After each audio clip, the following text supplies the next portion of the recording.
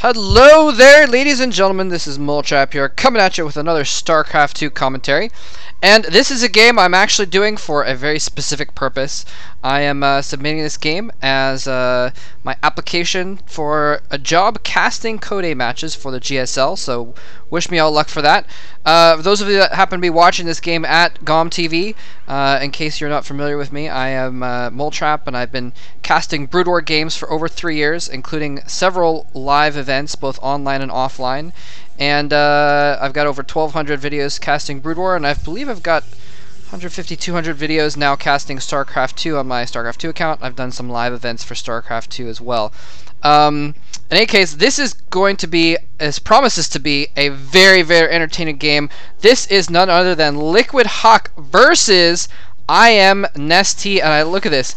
Look at this, setting the probe, already some genius strategies going on here. Huck doing what most top-level Protoss players are doing on this map. This is Lost Temple, by the way, versus Zerg players.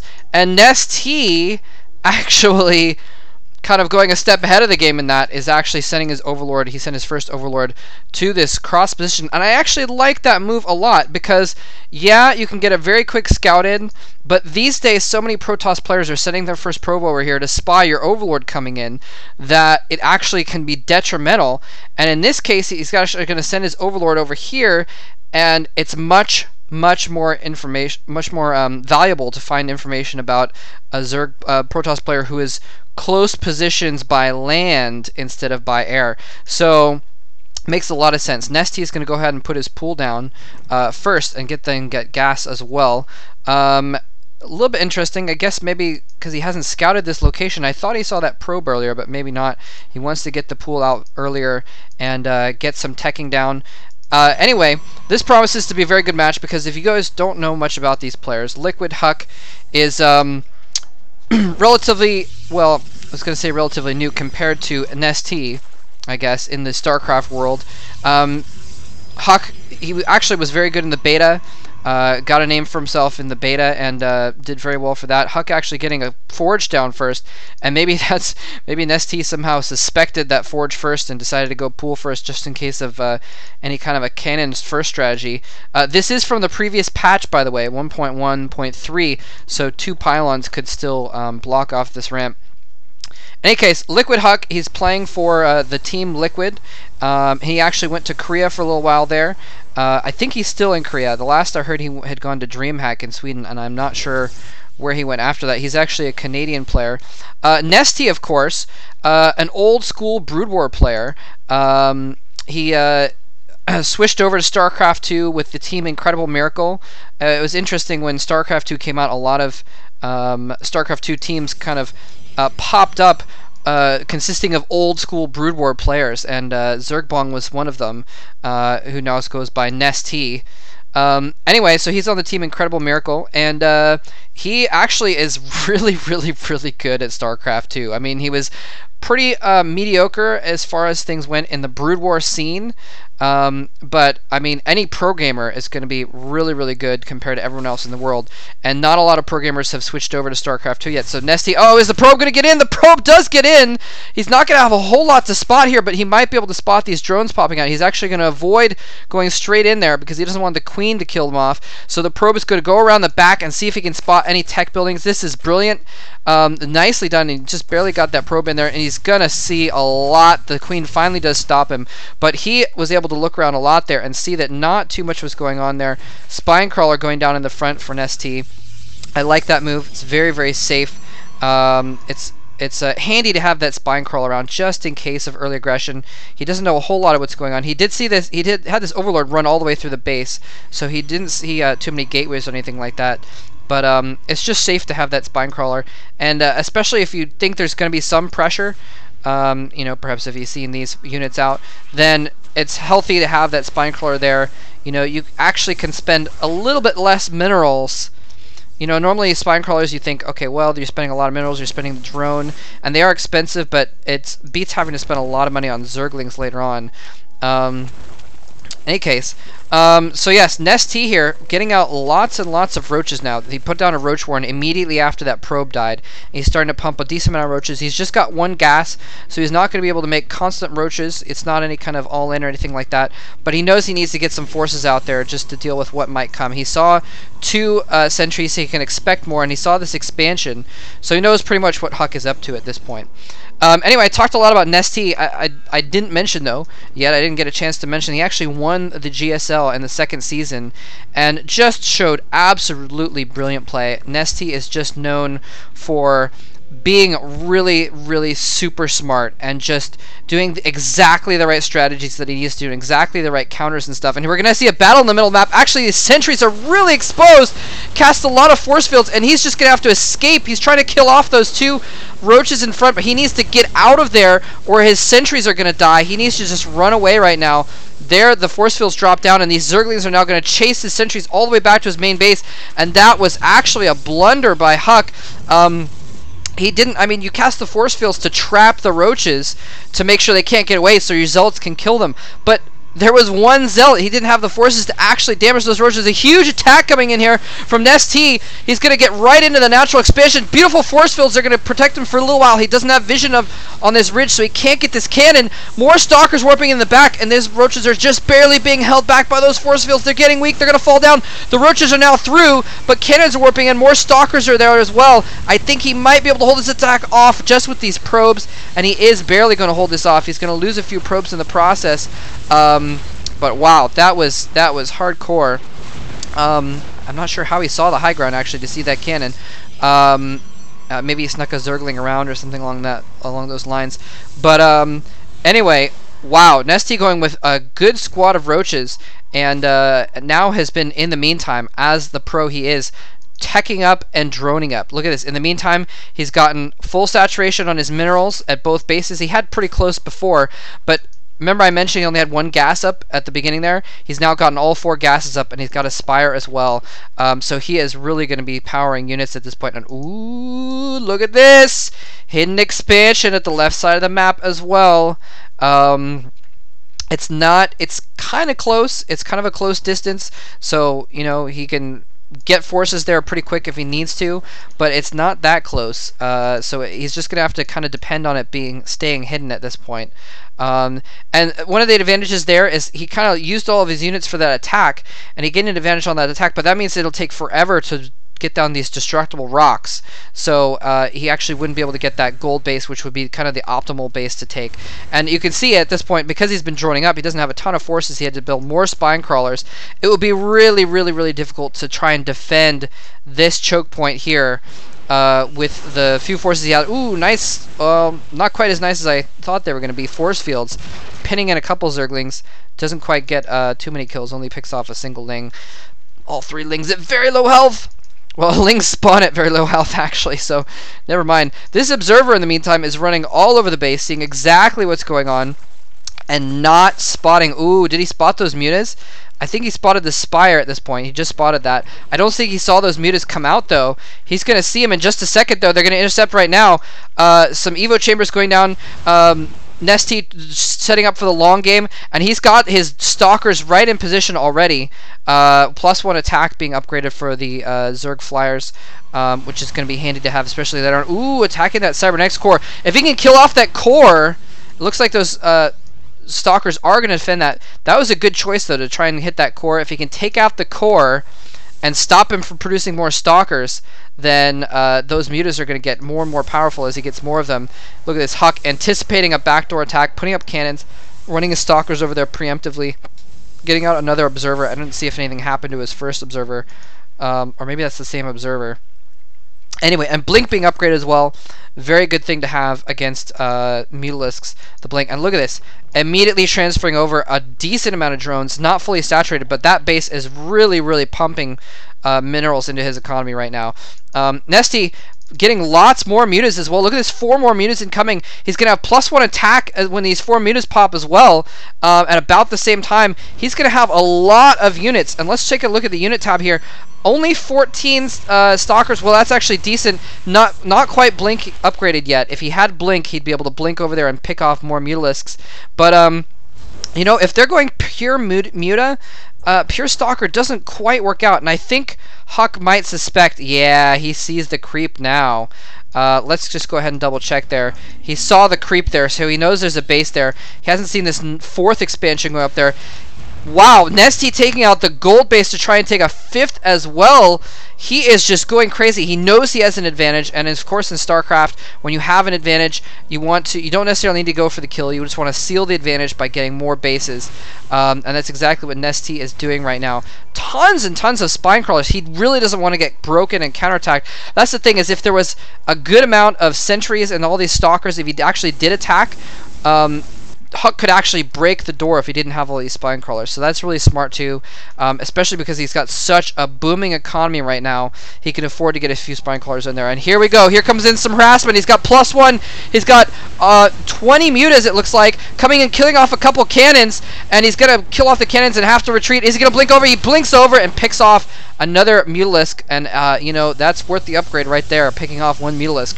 That blink upgrade is just paid for itself. I mean, he did some damage to another one as well. And it's really going to force him, force NesTea to not really be able to harass as well as he wants to with those Mutalisks. Uh-oh, a lot of Zerglings coming in here. He sees this expansion going up. He's going to try and take it out, but there are some Zealots and Sentries there that he did not expect. Some more skirmishing going on. Whoa, it looks like NesTea lost half of his Mutalisks in that battle.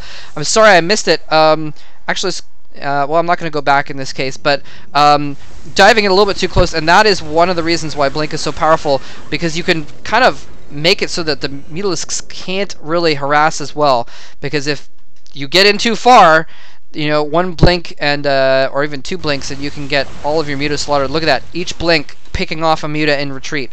Very, very nice. But look at this. NesTea now has the gold base up. He's got this base up. He hasn't rallied the drones over there up, but he will pretty soon. His economy is just getting enormous, and he's I think he moved an Overlord that was camped over these, so they're actually bleeding out a little bit.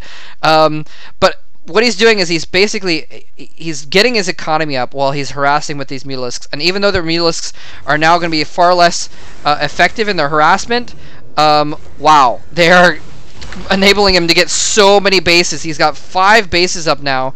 He's got to get some drones over there so he can start using this high yield mineral base. And Huck has been pinned in. He's just gotten his 3rd base up. He hasn't transferred any drones over, or mineral probes to those minerals yet. Wow, so these Mutalisks have been super effective, and now that Huck leaves his base, runs in again with the Mutalisks, forces him to fall back. Oh! He's got Psystorm now. I'm sorry I didn't catch the... I saw the Templar archives earlier. I didn't see the High Templar had been warped in yet. And tons of Zerglings running into the main base here. They're going to go all over those Stalkers and do tons of damage to Stalkers. Focus firing mostly against the Mutalisks. Their nice storms are going to force those back. Those Mutas are all very badly damaged. The Zealots finally get into the mix as well. That's going to dispatch those Zerglings. Wow, so a lot of back and forth here. I'm curious, whoa, what kind of tech they're going to switch to. And NesTea is just staying with Mutaling, masked Mutas, and lots and lots and lots and lots of Zerglings. Look at that, 57 Zerglings on the map. Another engagement going on, but a Psystorm is going to take out lots. Oh my gosh, look at all those Zerglings. They're badly damaged right now. Falling back to the Zealots, they're going to be able to clean up very easily. And the Psystorm forcing the Mutalisks back so they can't take advantage of the situation. Huck is really doing an amazing job here. He is making the best of a, well, not a bad situation, but a slightly dissatisfactory situation, I guess you could say. He's not as far, well, actually he is pretty far behind now that he's gotten drones up at some of these bases, but really just microing beautifully, and somehow managed to get that 3rd base in all of it, and tech up to those Templars, which are now really, really, really helping out, and just played those battles beautifully. You know, I would have probably, at the beginning of this game, given the advantage to NesTea. I mean, he won the GSL. Liquid Huck did attempt to qualify for the GSL. He was beaten in Game 3, the last game of the last round of the qualifiers. Uh-oh! Are these guys going to get down in the time? No, they're not going to be down in time. Only a few spine crawlers in there, but he is going to be forced to fall back. I think with all these forces coming in, he can't engage at those spine crawlers. Storm's going off, driving away those Mutalisks as well, hitting his own Zealots a little bit, but wow, so many spine crawlers. This is absolutely ridiculous. He has to turn around. He'd be really better off hitting one of these expansions expansions if he could get in there. There's only 4 spine crawlers here. He's going to have to deal with these Mulists coming in from behind. Not a lot of units on the map for NesTea, and he's going to march right in here, and he's actually going to try and... No, never mind. He's not going to go past those. I don't know if he even knew that that expansion was there. He had moved his army up the ramp. The mutas come in right after the spine crawlers go down. He actually blinks up so he can engage the mutas a little bit better, but it's not going to matter. Too many mutas. Archons are going to do some decent splash against those mutas, but they're going to get just dispatched too quickly. They aren't nearly as good in StarCraft 2 as they were in StarCraft 1 against mutas. So, wow. 24 Mulisks are going to clean up that attack. Huck, in the meantime, has gotten his 4th base up, though. Not a lot of probes there. Let's actually check out the income right now. Almost dead even in income. Huck with less probes at this point, but you know, he's still managing to stay pretty high up in income. He's got good saturation at his bases. The Mulist coming down here to try and take care of this base before it gets up. It looks like he was going to try and attack it. Oh man, nice storm. Gets some decent damage on those Mulists. Oh, what does he do? He's actually trying to spread out his mutas so they don't get stormed. He's also camping them on top of the stalkers, but it may just be too many stalkers with those storms softening them up. It was just too much, and the Mulists are forced to fall back. But I think that's okay for NesTea in this situation. I mean, he's done a lot of damage. He's kept Huck's army pretty low. He's kept Huck's army pretty low, and he's got a lot more drones at this point, so his economy's good. He's got more bases. He's going to be able to refill his army a little bit quicker than Huck can at this point. Anyway, Huck moving around, and Huck, it's a dangerous game that Huck has to play here. The Templars really make it easier on his his army composition, but he has to kind of balance between the Zerglings, having zealots for Zerglings and having stalkers for mutas, and that's the good thing about the Templars. They can kind of do good against both, so it makes it a little bit less sensitive what his army composition is. But look at NesTea. He has taken his half of the map, and Corruptors are coming out now, and I think we're gonna see Broodlords. Oh my goodness, this has been a completely non-standard ZVP. Normally you see you know, teching to Colossi, and then you see, you know, the Corruptors coming out to battle the Colossi. This has been completely different. All gateway units, and of course the odd Immortal or something. Actually, I think that may be the only Immortal we've seen this game.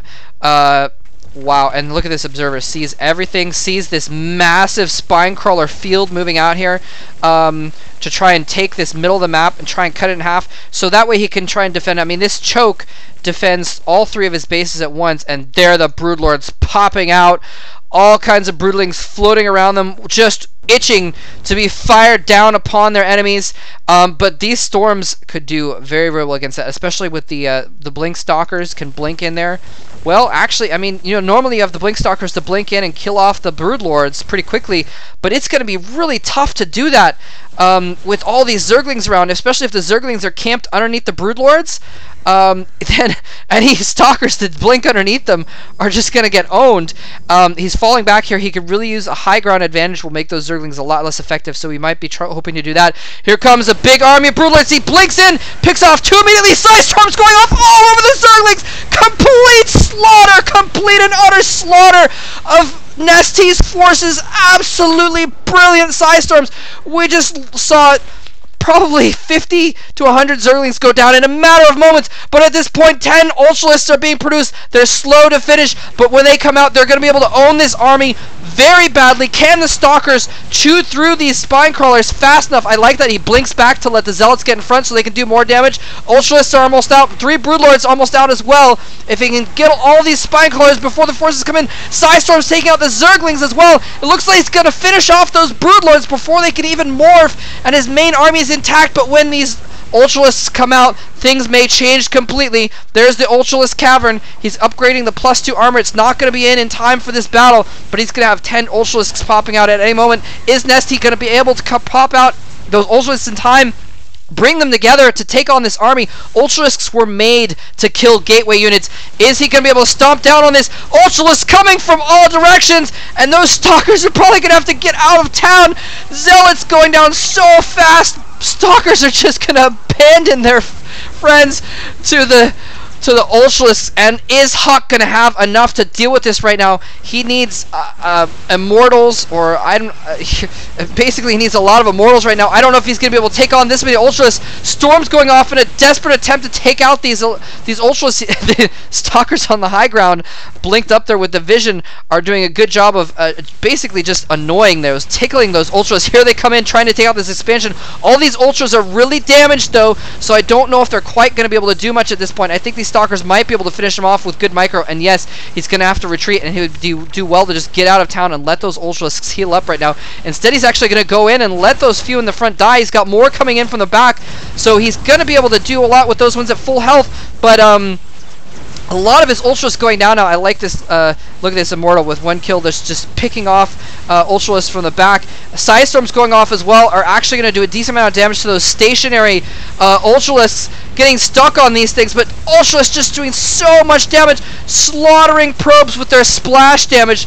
Archon's hammering away at them, but he's losing probes in the meantime, and more Ultralisks popping out left and right. The Immortal finally goes down, doing a heroic job of taking things on, and NesTea switching back again to Zerglings and some Infestors as well. Now he's gonna NesTea just doing a brilliant job of switching tech back and forth here. He's got Zerglings, and the Infestors are gonna do well against these against these Stalkers. Somehow this base survives. I thought he was going to, in the midst of all that, take out that base at least, but it survives. So Huck actually with a good income still, and NesTea mining out is really not in compensation, but wow, nice. The blink on those Stalkers was really hurting the Immortals. He was able to blink back away from the, I'm sorry, not the Immortals, the Ultralisks. He was able to blink back from them repeatedly, so he fungals the Stalkers. The Ultras can really do their damage, and the Zerglings are going to really, I mean, the Zerglings are the counter, one of the hard counters to Immortals, so he can just surround those Immortals and take those out as well. Zerglings coming in now with these Ultralisks. He really needs to take out one of these bases. NesTea is falling behind in income. He needs to take out one of these bases pretty quickly, or he's going to just fall behind, because he's had a huge economy. He had the ability to just restock his army very quickly after that big battle with Ultralisks, but he's just not pressing home this attack. Look at this, Nexus still up.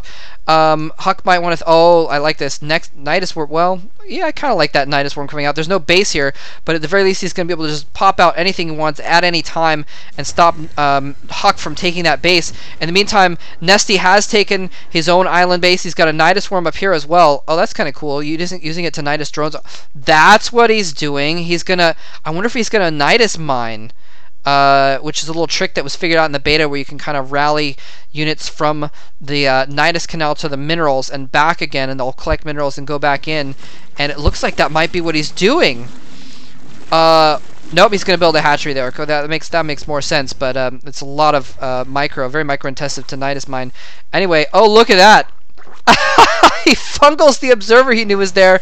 He's going to put down an infested Terran to try and shoot it down. No, the observer survives. Huck now with a counterattack. Huck trying to press home this advantage he's gotten. NesTea has not been able to get up a sizable enough army. Lots of Stalkers coming in with these Archons at the front. He's able to really tank a lot of damage from those Ultralisks and deal a lot back as well. Archon's not super solid against Ultralisks, but he's able to do lots of damage. And NesTea's natural expansion is in tatters. His Ultralisk cavern goes down. His infestation pit is going to go down. He still has his greater spire. He might want to think about switching back and getting some more Broodlords at this point, especially since he's fighting on the defensive. He can use his terrain advantage. But look at this. Oh, I didn't even realize he's mined out all of his bases except the island and this expansion there, and now this new one. But no, the Warp Prism spawning in. Wow, spawning in some Stalkers to take this base out, and the drones are, oh, takes out the Nidus Canal, so he's not even going to be able to save it with that. A couple Ultras now in play. Just, well, they were chilling over here earlier. Another one popping out. They are going to get owned, and NesTea is losing all of his tech structures. His main base is now completely breached. He's got almost all of his upgrades already, so these evolution chambers are not going to be too effective, and I just now noticed that he actually didn't have any upgrades on the melee attacks, so that may have been partly why the Ultralisks were not doing as much damage as they expected them to. Now switching back to Mutalisks, actually, before his tech dies, and getting another Spire. He's not going to be able to upgrade it to Greater Spire. His Hive is going to go down before anything like that happens. But NesTea is just, he knows that he's so close. He knows that Huck is not mining here. He's only mining at these 2 bases. So he knows he's on pretty even footing in that sense economically. And if he can just take out this relatively small army of Huck, I mean, he's only got, Army Tab. Actually, never mind. He has a lot of units. A lot of that is probes, but, okay, he's got more Stalkers over here, actually. Does he have any more? He's got an Immortal coming out as well. So never mind. A little more sizable. I thought he only had a few Stalkers. I mean, it's a really good army to have with the Archons and everything. This hatchery doesn't even matter. NesTea is going to have to make one last heroic attempt at a holdout here. He's got a bunch of Mulisks. Where are those Mulisks, actually? They're flying down to the south. Was he doing... I'm sorry, I may have missed some harassment over here. Wouldn't really happen with these Stalkers and High Templar anyway, especially with the cannons. It looks like he did make an attempt, and some units were warped in to save that base. Anyway, here comes the possibly final attack. If he loses his base, NesTea is not going to have enough income to deal with this. The Mutalisks doing a very good job against the Immortals, taking them out very quickly. Stalkers blinking in, trying to take out some Mutalisks. Very good job of that. He's going to have to fall back to those Spine Crawlers. Very, very, very close game of cat and mouse here with the Mutalisks. Able to do very good against the Immortals. Here comes the High Templar. The High Templar are going to be able to drive back these Mutalisks. That may be the game-winning move, to drive back those Mutalisks with the High Templar and go in with the army to take out the Spine Crawlers. Only 5 Spine Crawlers left. No, he can't go in with the High Templar first. The High Templar taking some hits. Finally pulls them back. Here comes the main army. Zerglings coming in. Storm on those Mutalisks as well. The Mutalisks are forced back. The Spine Crawlers are almost dead. If he loses this battle, NesTea is not going to be able to come back. He's not going to have the income. Here he comes in with a lot of Mutalisks. Storm going off. He's barely dodging them. All these Mutalisks at very low health. The Stalkers at full health, blinking in. Take out the last Spine Crawler. And I think this is going to be it for NesTea. He is so low on units right now. He has barely any income. He's got about half the supply count that NesTea does. And that Huck does. GG coming from NesTea. Wow, Huck, Liquid Huck, wow, taking out one of the top players in the world. I mean, Huck has been ranked #1 in the world on the ladder rankings, or at least in North America. But wow, he has not, he hadn't managed to show it against the Korean players yet. But if this game is any indication, then Huck definitely has what it takes. And wow, so that is really awesome, and it's a good segue into saying that I'm really looking forward to seeing how Huck can do, maybe in Code A, if he can get into that in the next season, and see if he can show his skills on the main stage. Anyways, I hope you guys at GOM TV and everyone else on the internet enjoyed this. It was a great game. I definitely enjoyed casting it. Thanks very much for watching. GG, take care.